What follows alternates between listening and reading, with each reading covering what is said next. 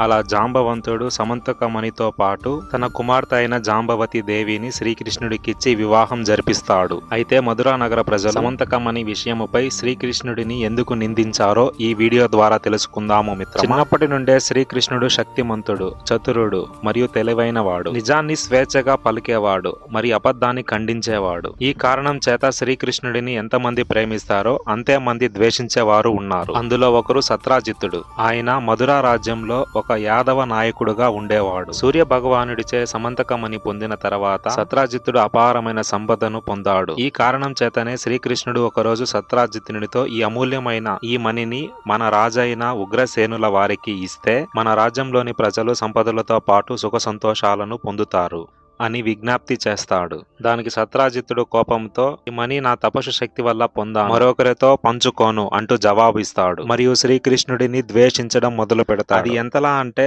ప్రసేనుడు ఆ మణిని అడవికి తీసుకువెళ్ళినప్పుడు సమంతకమణి మాయమైపోయిందని, శ్రీకృష్ణుడే దొంగలించాడని మధురా ప్రజల చేత నమ్మ పలికిస్తాడు. దాంతో శ్రీకృష్ణుడు తనపై ఉన్న అపనమ్మకాన్ని తుడిచిపెట్టేందుకు సత్యాన్ని వెతుకుతూ జాంబవంతుడిని కలుస్తాడు.